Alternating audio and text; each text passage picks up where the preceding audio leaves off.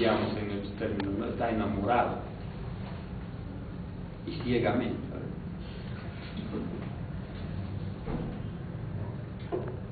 Aunque le digan lo que sea igual, ¿no? Pero no te conviene nada, pero no se queda nada, igual está totalmente seducido. Entonces el proceso de colonización ya es una dinámica propia, ya no se necesita de la presencia del colonizador, ¿no? El colonizado ya ha interiorizado, ha transportado a su propia intimidad el mismo horizonte de sentido del colonizador, por tanto el modo de ser del colonizador, el modo de pensar del colonizador. Entonces el colonizado desea desde lo más íntimo, desde su adentro, diríamos, ¿no? Desde lo más interno desea ser como el colonizador. Y claro, este es el culmen del proceso de dominación colonial, del dominio, como decíamos, en esa vertiente cognitiva, subjetiva. ¿Ya? Ahí se planifica. Cuando Sepúlveda dice se justifica la dominación siempre y cuando sea en beneficio del dominado, está diciendo esto, que lo que tiene que procurar la dominación colonial, el gobierno colonial en las Indias, es beneficiar en lo más que se pueda a las poblaciones nativas. ¿Cuál es el beneficio? ¿Qué beneficio recibe la civilización? ¿No? Pero cuando ellos deciden hacer esto, las poblaciones nativas ya estaban en pleno proceso de shock, ¿no? Es decir, como decíamos de la teoría de Naomi Klein, ya tenían un vacío, una estima baja de sí mismos, obviamente no en su generalidad, pero en gran parte de las poblaciones nativas esto se había ya generalizado, ¿no? Es decir, se había introyectado. Lo nuestro no vale, lo nuestro no sirve. Entonces, la civilización entra como una receta y como una alternativa bien deseable. Entonces tenemos que civilizarnos, tenemos que ser como nuestro colonizador, hablar su idioma, ¿no? Ahora otra vez hacemos un paralelo nomás para decir cómo se conocen estas cosas. En la etapa de la aplicación de las políticas neoliberales, finales del siglo de los años 80, principios de los años 90, cuando empieza la segunda etapa de reformas en nuestros países, en América Latina en general, el concepto macro, el concepto que estaba fuerte era la modernización, ¿no? El moderno, modernizar. Entonces, claro, los países pobres como Bolivia, subdesarrollados, una lástima de país, colonizado, etcétera, no, pues tienen que mirar. ¿Dónde tienen que mirar? ¿Dónde está su seducción? ¿De quién se enamora un país así? A ver. De la modernidad de los países de los desarrollados. Ajá, ¿y dónde están esos países? ¿Cuáles son? Europeos, Estados Unidos. A veces a mí me impresiona la ingenuidad de los norteamericanos, de las poblaciones. Ustedes han visto Los Simpsons, ¿no? Ya, ese es la población clase media promedia en Estados Unidos, ese tipo de pensar. Es interesante. Estamos seducidos por ese tipo de población, ¿no? ¿Por qué les digo esto? Porque tenemos que desmitificar. O sea, cuando uno habla de descolonización, habla de desmitificar nuestras seducciones. Tenemos que desenamorarnos en algún sentido, ¿no? Es como cuando alguien rompe con su pareja y no importa, lo voy a olvidar. Un clavo es algo clavo. Bueno, no sé si tenemos que enamorar de otro proceso de desarrollo, no sé. Lo que pasa es que lo principal tenemos que desenamorar. Tenemos que zafarnos de la seducción. En ese sentido hemos transcurrido la colonización. Y les voy a mostrar un esquema de cómo transcurre. Estas dos ideas sepulverianas están claras, ¿no? La dominación colonial se justifica, claro que sí. Primero, porque los indios son inferiores, no hay nada que decir sobre eso. Mírenlos nomás, vean su vestimenta, vean cómo caminan, ni siquiera hablan como nosotros, los indios. Entonces, por tanto, son inferiores, pues. Es palpable eso, ¿no? Decían los españoles Sepúlveda. Segundo, porque además les hacemos un bien. Es en beneficio de ellos la dominación. ¿Cómo no van a aceptar que nosotros tengamos tutela sobre ellos si realmente los más beneficiados son ellos? ¿No? Porque el oro, la plata está bien, sale, pero eso se acaba. No es para siempre. En cambio, el beneficio de la civilización es para siempre. Es perenne. El proceso, pero de colonización, de seducción misma, no fue tan total. Porque claro. ¿cómo explicamos las resistencias y las privaciones? ¿Cómo explicamos la actual existencia y permanencia de los pueblos indígenas? Pero además, parecería que el proceso de seducción ha sido más resistido en estos, pero más asimilados por los mestizos, los criollos y por nosotros, o sea, quienes estamos aquí ahora. Es más difícil desmitificarlos y descolonizarlos que los propios pueblos, porque el proceso de seducción ha sido, parece, mucho más efectivo en estos otros grupos sociales que no tienen una pertenencia directa, digamos, ¿no? Pero si no son un híbrido de todo.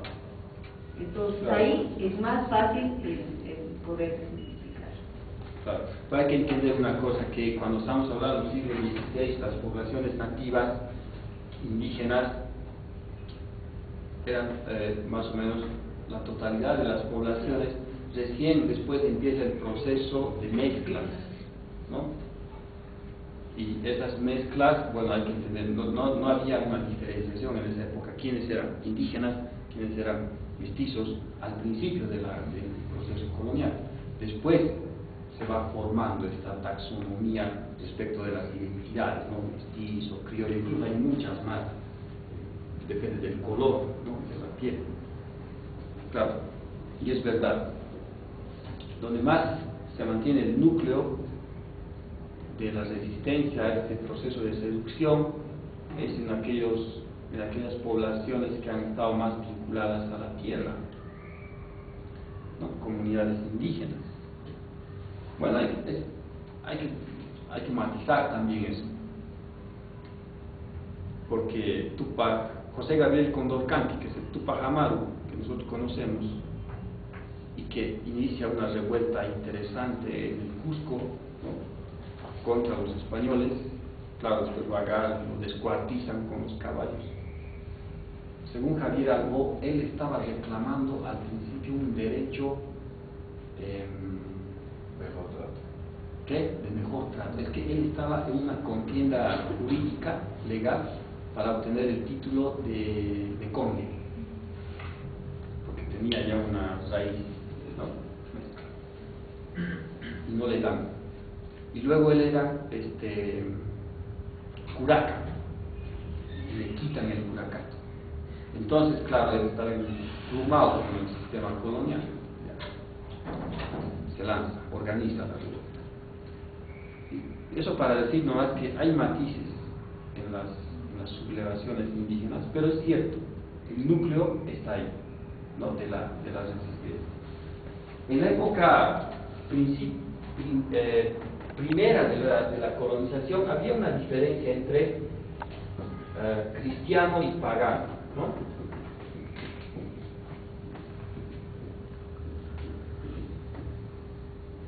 Los españoles hacían esta diferencia porque todo el proceso de evangelización después estará destinada a los paganos.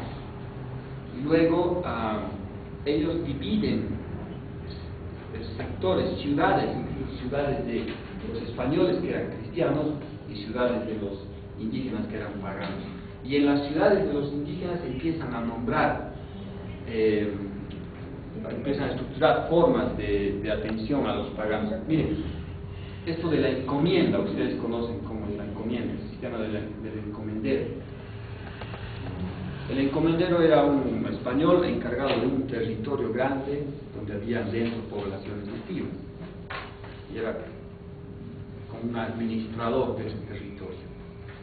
Pero su función, su responsabilidad era civilizar a los indios que estaban dentro.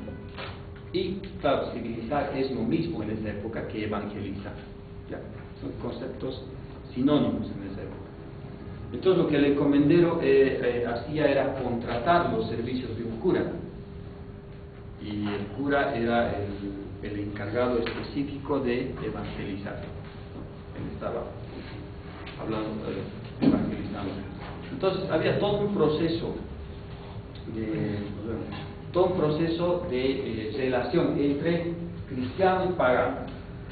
Obviamente lo pagano era inferior, lo cristiano era superior. Entonces uno tenía que lograr convertirse cristiano. Habían épocas en las que los indígenas se bautizaban en masa, ¿no? Así como tenemos que ser cristianos, y se bautizaban. Sin embargo, después sus prácticas eran diferentes. Ya entrando un poco a la etapa segunda de la colonización, hay una diferencia entre salvaje y civilizado. Se considera ya, el concepto de pagano va perdiendo fuerza y se empieza a hablar más de salvaje, ¿no? Y claro, esto es finalizando la etapa colonial y empezando la etapa republicana.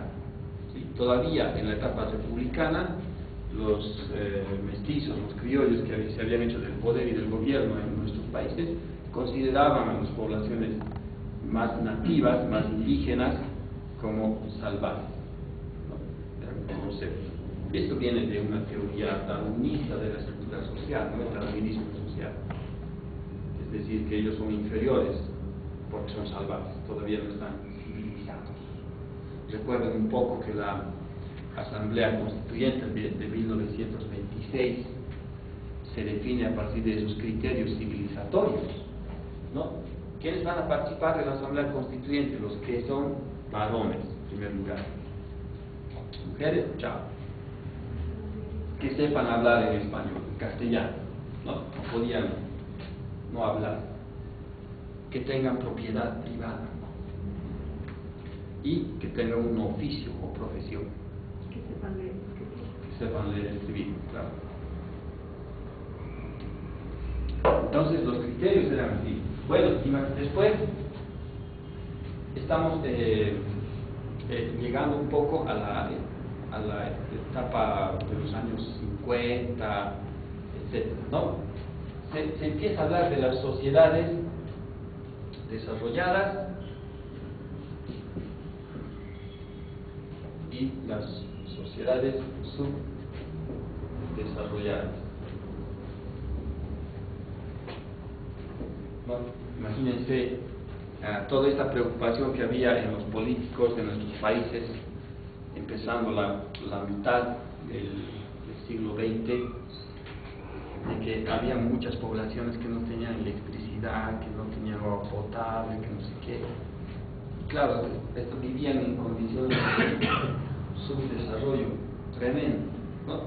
Que producto de su salvajismo.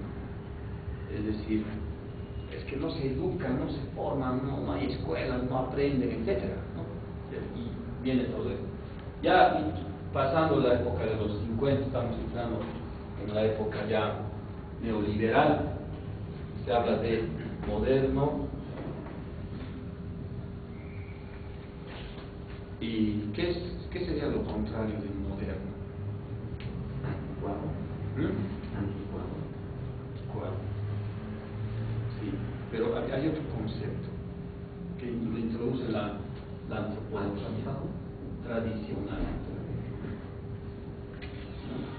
para referirse a las poblaciones indígenas. Entonces ya no se dice salvaje a las poblaciones indígenas, no se puede decir algo salvaje, que le pasa, desubicado, pero tradicional se puede decir, tradicional. Ahí tienen usos y costumbres, como decir, no piensan igual, hacen las cosas por costumbre. Se suena más bonito decir que tienen usos y costumbres, ¿no? Claro, es el proceso de jerarquización de las etapas de la historia en base al prejuicio colonial sepulveriano de la inferioridad natural de los indios, ¿no? Durante toda esta etapa, ese prejuicio sigue. Se transforma, obviamente, el concepto, la nomenclatura, pero el prejuicio sigue.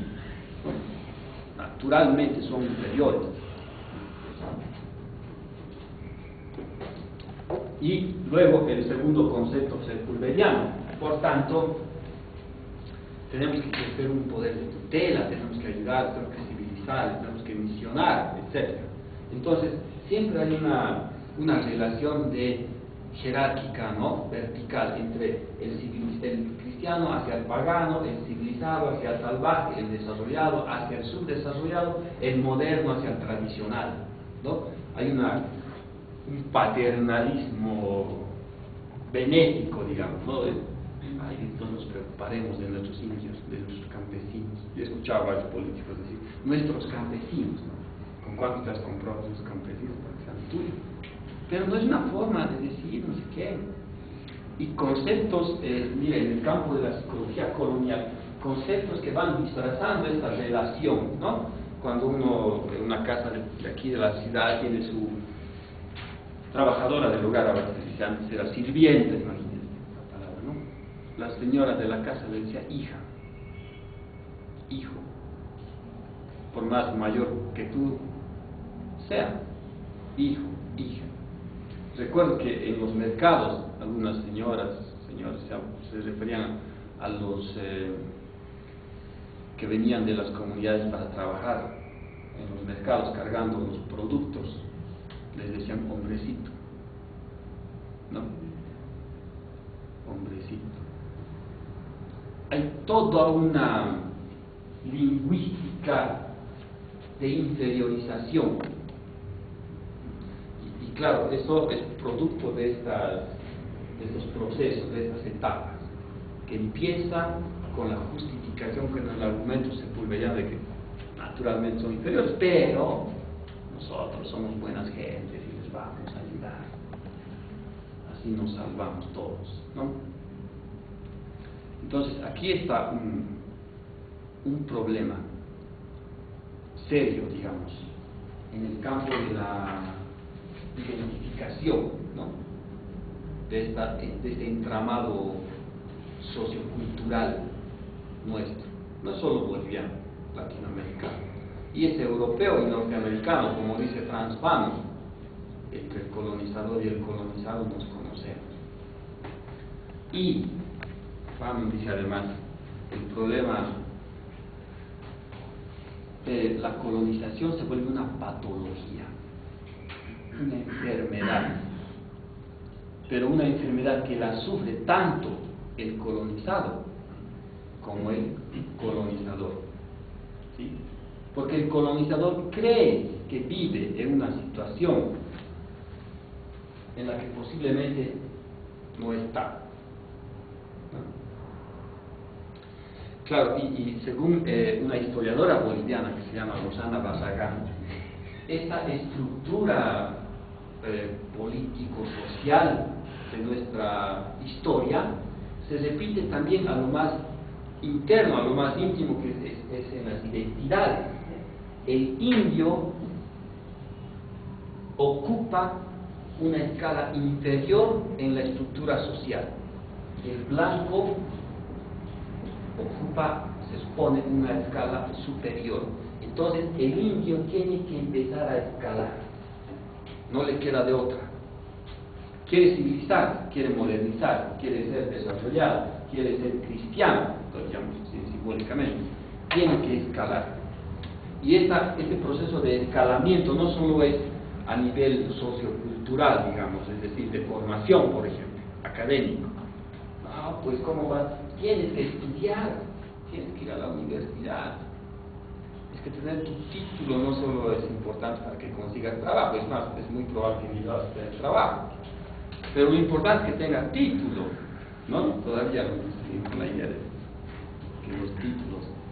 Es que el título no solo es una garantía, una forma de buscarte ganar tu vida. El título te otorga prestigio. Es por eso que hay interesantes transformaciones en las personas que después de titularse cambian. Ahora ya no soy José Luis, soy doctor. No, dígame doctor. Y en el mundo de los abogados ¿cómo está doctora? Hola doctor. ¿Cómo está doctor? ¿Cómo está doctora? ¿No? Como les decía, el mundo de los abogados se parece mucho al mundo de los teólogos. Uno que se ordena de sacerdote, ya no soy padre.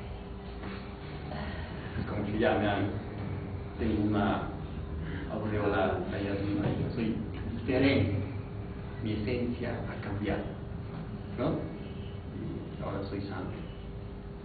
Y los profesionales creen lo mismo, porque estamos en un proceso de escalamiento, estamos escalando. No puede ser que ahora muchos abuelos nos decían, tienes que estudiar, hijo, tienes que estudiar, ¿no? Era como, hasta en sus últimos suspiros daban esos consejos, tienes que estudiar. Pero no solo eso, también hay un proceso, como dice Rosana Barragán, de pigmentocracia aquí en esta escala. Es que yo tengo que ir cambiando de color también.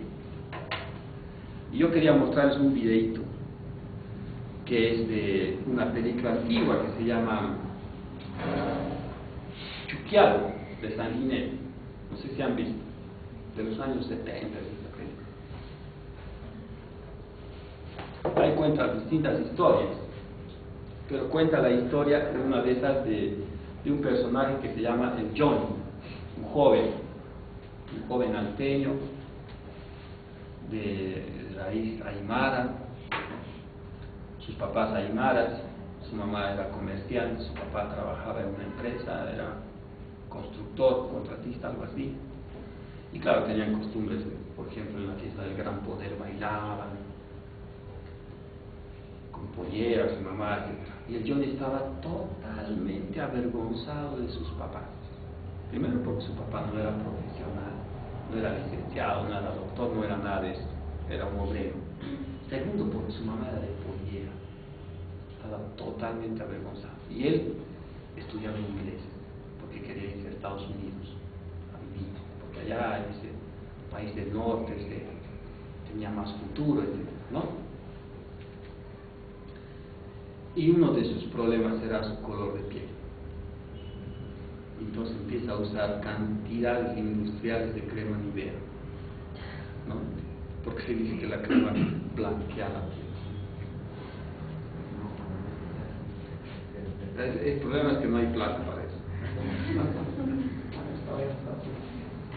Claro, entonces él usaba cantidades industriales de crema Nivea, quería blanquear su piel. Yo no sé si esto es solo el Johnny de ahí, no sé si esto es un problema. Hay muchos Johnny. Hay muchos Johnny. Hay muchos Johnny y Jonas, ¿no? A ese proceso es porque que es muy común además, de lo que se asume como colonialismo interno, ¿no? Que tenemos, claro. Que además es mucho más perverso pareciera, porque además reniega y renegamos de lo que somos. Sí, claro. ¿Rechazo de la identidad? Sí, pero es la palabra renegar. Reniegas lo que eres y además eres duro con los otros, con los que son como tú. Con los que son como tú. Es lo que decía alguien, no sé, en algún lugar decía, indio que se refina es peor. Así es.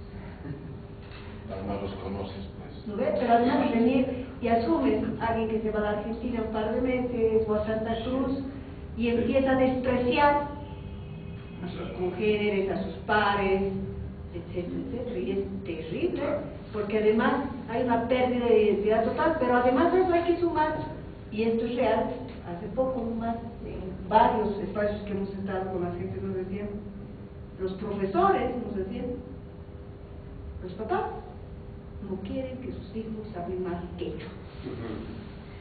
Esto sucedió en los años 90 con la reforma. Y se está, es permanente, entonces uno dice ya, la pérdida de identidad de los propios jóvenes, de no saber quiénes son.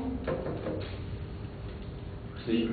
Y la pérdida del quechua es también una pérdida de su identidad, es una pérdida de lo que eres, y es otra vez colonizarte en razón de, ¿no? ¿Para qué nuestros hijos van a hablar quechua? No queremos ya que sean como nosotros.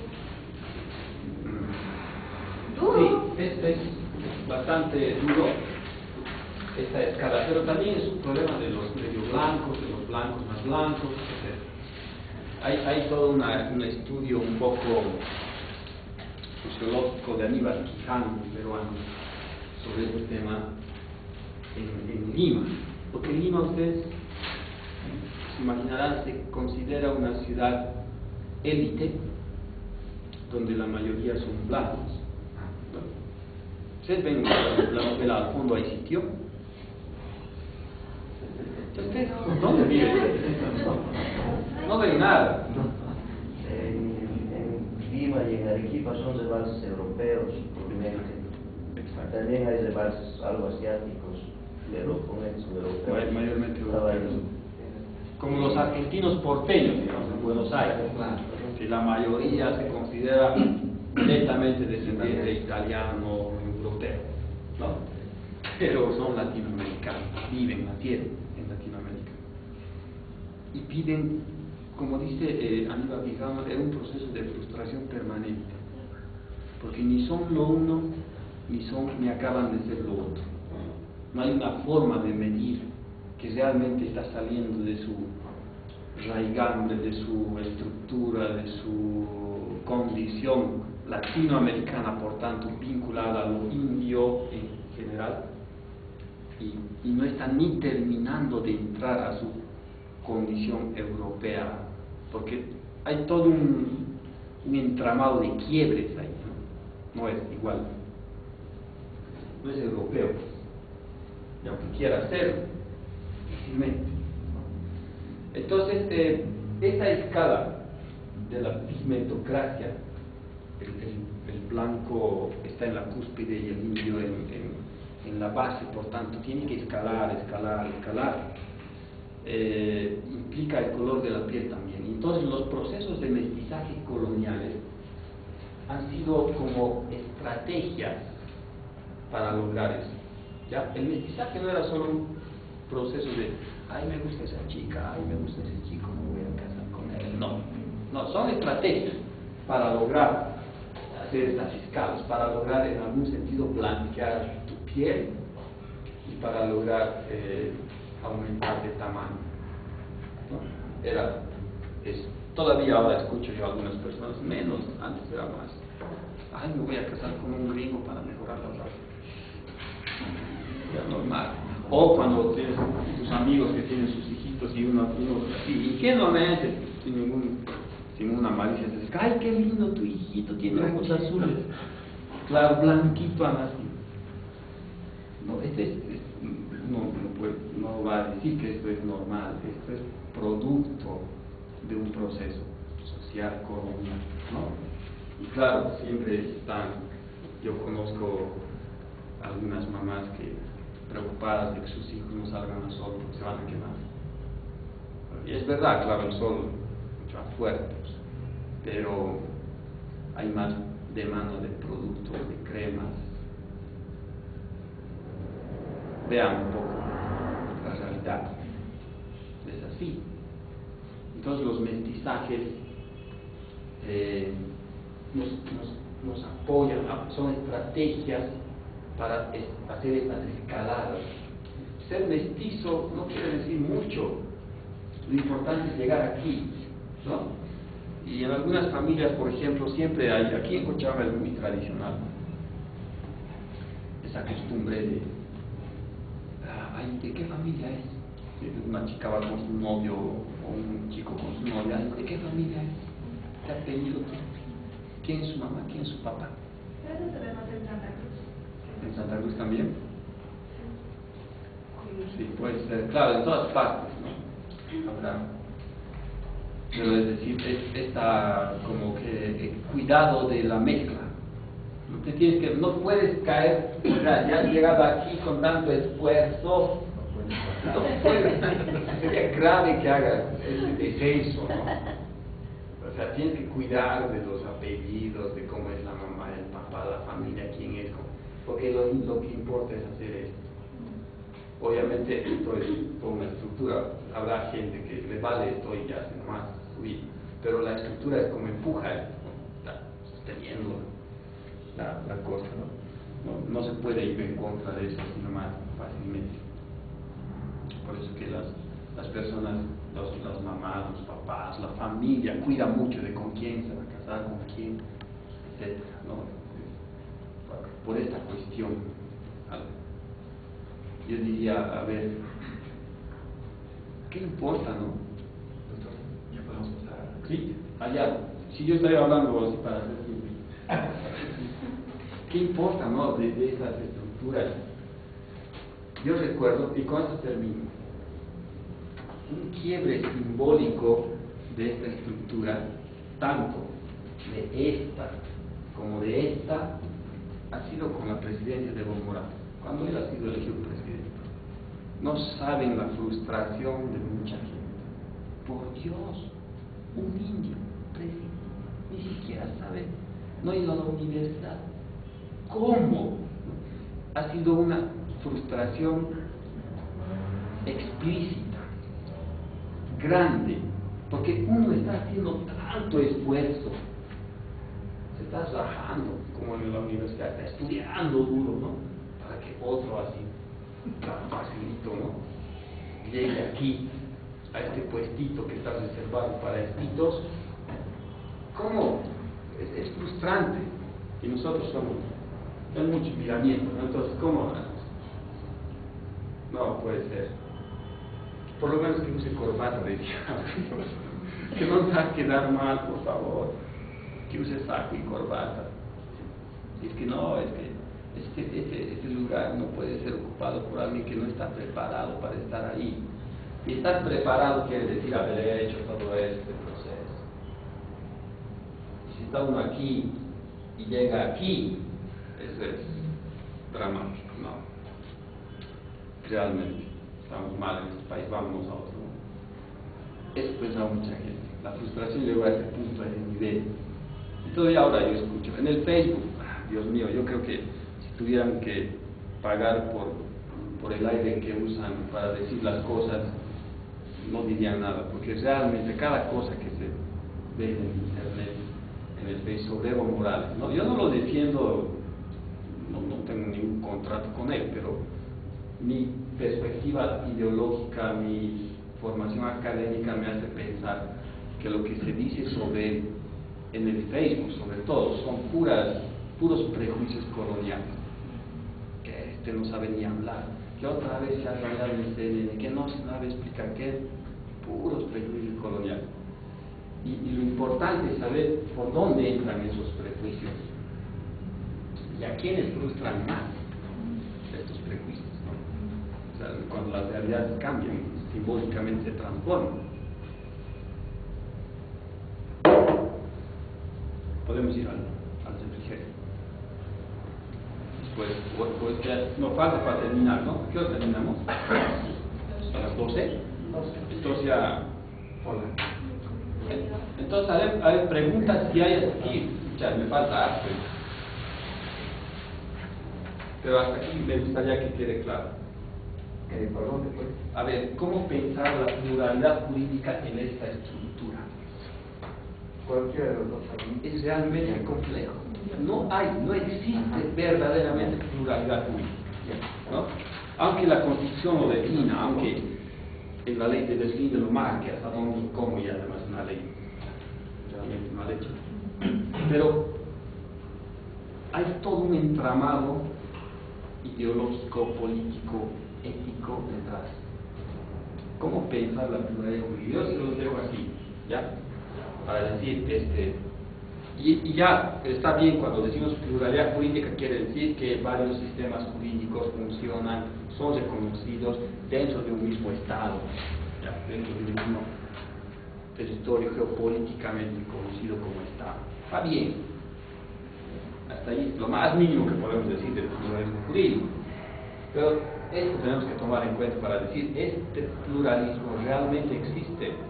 ¿Es posible el pluralismo? Para mí el pluralismo es un dispositivo de descolonización. Es decir, entender al pluralismo no como una meta, sino como un proceso, como un paso en la descolonización del pensamiento jurídico y de las identidades. Y así se complejiza un poquito. ¿Ya? ¿Algunas preguntas? Porque con eso terminamos, ¿no? En esa perspectiva habrá que pensar, recientemente son 2 o 3 años de la Constitución, por tanto el proceso es más largo aún, porque hay que desmontar varios elementos de un sistema, de una concepción de administrar justicia. Entonces es duro, Sí. porque finalmente son los que ejercen y aplican ley. Entonces, pensar que tienen como iguales a cualquier autoridad originaria y que su resolución es tan válida como la de ellos, realmente va a costar. Y si el Estado no genera las condiciones, no solo legales, sino procesos de